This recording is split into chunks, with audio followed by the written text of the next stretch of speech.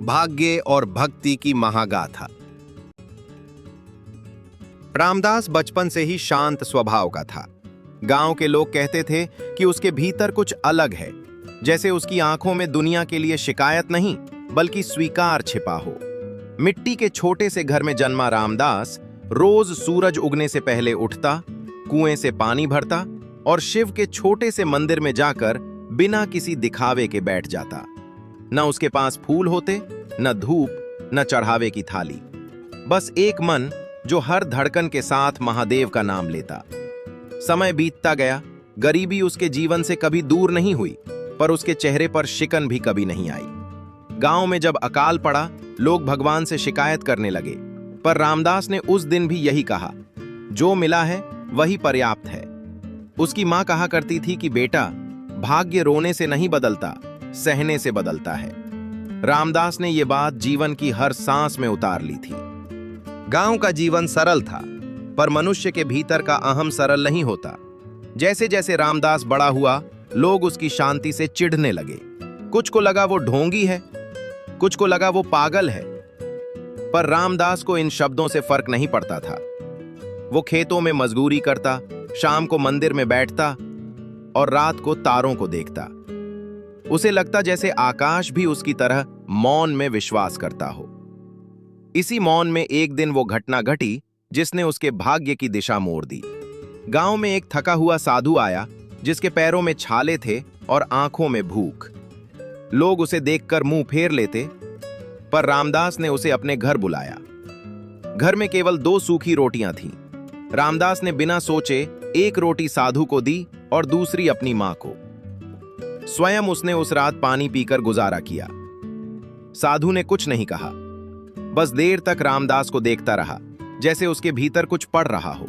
उस साधु के जाने के बाद गांव में बातें होने लगीं। किसी ने कहा वह साधारण भिखारी नहीं था, किसी ने कहा वह कोई परीक्षा लेकर आया था। रामदास ने इन बातों पर ध्यान नहीं दिया, पर कुछ ही दिनों में गांव के सबसे धनी व्यक्ति हर्षवर्धन की नजर उस पर पड़ी। हर्षवर्धन वर्षों से दान पुण्य करता था, पर उसका हर दान लोगों को दिखाने के लिए होता था। उसे यह अच्छा नहीं लगा कि बिना कुछ दिए रामदास लोगों के दिलों में जगह बना रहा है। उसने सोचा कि इस चुप रहने वाले युवक को सबक सिखाना चाहिए। उसने मंदिर के पुजारी से मिलकर एक योजना बनाई। अगले ही दिन यह अफवाह फैला दी गई कि मंदिर की दान पेटी से पैसे गायब हैं और रामदास को आखिरी बार वहीं देखा गया था। पूरा गांव इकट्ठा हुआ। रामदास को बुलाया गया। उस पर आरोप लगाए गए, आवाजें ऊंची हुईं, उंगलियां उठीं। रामदास चुप रहा। उसकी मां रोती रही। लोगों को उसकी चुप्पी अपराध जैसी लगी। तभी वही साधु भीड़ में प्रकट हुआ। उसने कहा, जिसके हाथ खाली हैं वही सबसे धनी है। भीड़ हंस पड़ी। हर्षवर्धन ने साधु का अपमान किया और रामदास को गांव से निकालने का आदेश दे दिया गया। उस रात रामदास ने अपना छोटा सा झोला उठाया, मां के चरण छुए और बिना कुछ कहे गांव छोड़ दिया।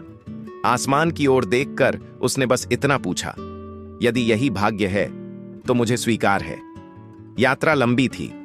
रामदास कई दिनों तक भूखा रहा, कई रातें खुले आसमान के नीचे बिताईं। कभी उसे लगा कि वह अकेला है, पर भीतर कहीं एक आवाज थी जो कहती थी, तू अकेला नहीं है। रास्ते में उसने कई चेहरे देखे, कुछ क्रूर, कुछ दयालु। किसी ने उसे रोटी दी, किसी ने पत्थर। उसने दोनों को समान भाव से लिया। समय जैसे धीमा हो गया था। चलते चलते वह एक ऐसे नगर पहुंचा जिसके द्वार पर लिखा था महाकालपुर। नगर भव्य था, ऊंचे भवन, चौड़े रास्ते, चहल पहल भरे बाजार। पर इस चकाचौंध के बीच एक अजीब सन्नाटा था, जैसे सब कुछ होते हुए भी कुछ खोया हुआ हो। महाकालपुर में शिव का विशाल मंदिर था, पर उसके द्वार वर्षों से बंद थे। लोग कहते थे कि अब भगवान की आवश्यकता नहीं, यहां केवल धन और शक्ति ही पूजा जाती है। रामदास ने मंदिर के बाहर बैठकर आंखें बंद कर लीं।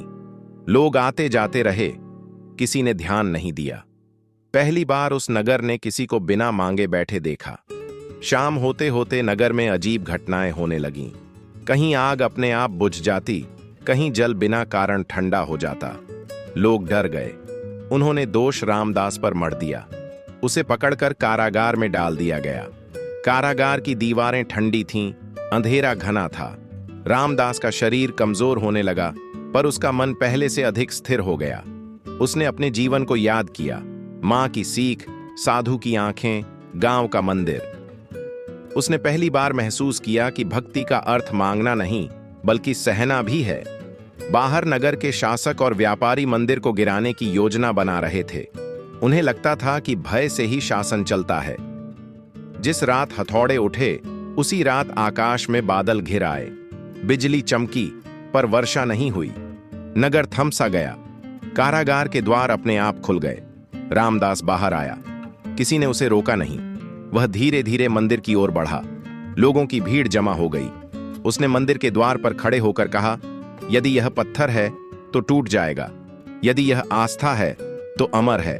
उस क्षण कोई तांडव नहीं हुआ, कोई मूर्ति नहीं हिली, पर नगर के भीतर कुछ टूट गया। लोगों के भीतर वर्षों से दबा अपराध बोध जाग उठा। शासक घुटनों पर आ गया। हर्षवर्धन, जो यह सब देखने आया था, फूट फूट कर रो पड़ा। भीड़ के बीच वही साधु प्रकट हुआ। अब उसकी आंखों में वही प्रकाश था जिसे रामदास हमेशा महसूस करता आया था। साधु ने कहा, भाग्य लिखा नहीं जाता, जिया जाता है। भक्ति का फल बाहर नहीं, भीतर उतरता है। यह कहकर वह प्रकाश में विलीन हो गया। सुबह हुई। महाकालपुर वैसा नहीं रहा। मंदिर के द्वार खुले थे। भीतर कोई मूर्ति नहीं थी, केवल शांति थी। रामदास कहीं दिखाई नहीं दिया। कुछ ने कहा वह चला गया, कुछ ने कहा वह यहीं है। समय बीतता गया। महाकालपुर में लोग बदलने लगे। अब दान दिखावे के लिए नहीं, जरूरत के लिए होने लगा।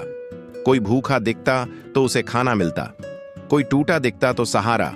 लोग कहते, जब भी हम निस्वार्थ होते हैं, रामदास हमारे बीच होता है।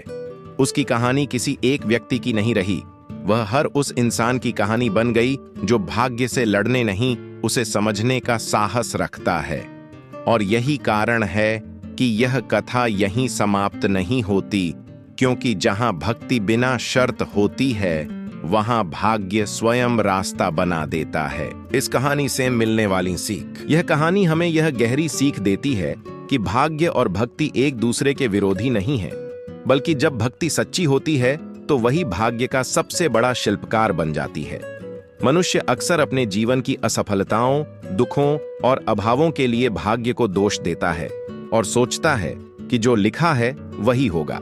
पर यह कहानी सिखाती है कि लिखा हुआ भी तब बदलने लगता है जब मनुष्य का मन अहंकार से मुक्त होकर श्रद्धा, विश्वास और कर्म से भर जाता है।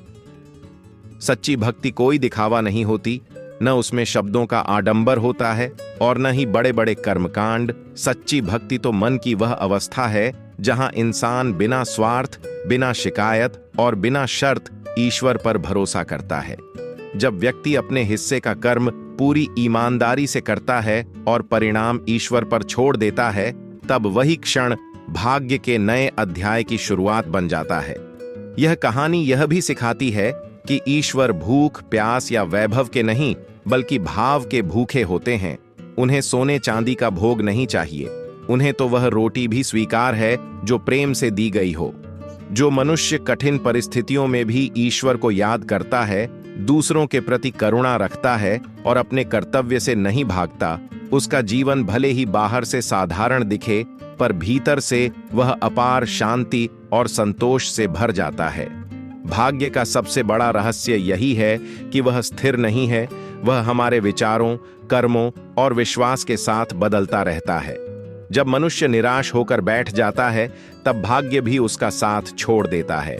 लेकिन जब वही मनुष्य टूटकर भी उठता है, श्रद्धा के साथ आगे बढ़ता है और हर परिस्थिति में ईश्वर को स्मरण करता है, तब भाग्य स्वयं उसका मार्गदर्शक बन जाता है। यह कहानी यह भी बताती है कि भक्ति हमें केवल ईश्वर से नहीं जोड़ती, बल्कि हमें बेहतर इंसान बनाती है। हमारे भीतर धैर्य, सहनशीलता और प्रेम का जन्म करती है। जो व्यक्ति सच्चे मन से भक्ति करता है, वह दूसरों से तुलना नहीं करता, ईर्ष्या नहीं करता और न ही अपने दुखों का बोझ दुनिया पर डालता है, बल्कि वह हर परिस्थिति को सीख मानकर स्वीकार करता है।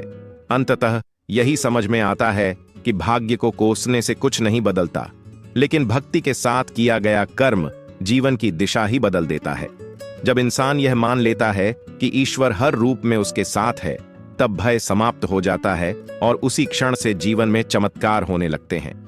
यह कहानी हमें सिखाती है कि सच्ची भक्ति किसी मंदिर, मूर्ति या स्थान की मोहताज नहीं होती। वह तो हर उस कर्म में बसती है जो प्रेम, सत्य और सेवा से किया जाए। जो मनुष्य इस सीख को अपने जीवन में उतार लेता है, उसका भाग्य स्वयं उसके चरणों में आकर नतमस्तक हो जाता है, क्योंकि जहां अटूट विश्वास होता है, वहां असंभव जैसा कुछ भी शेष नहीं।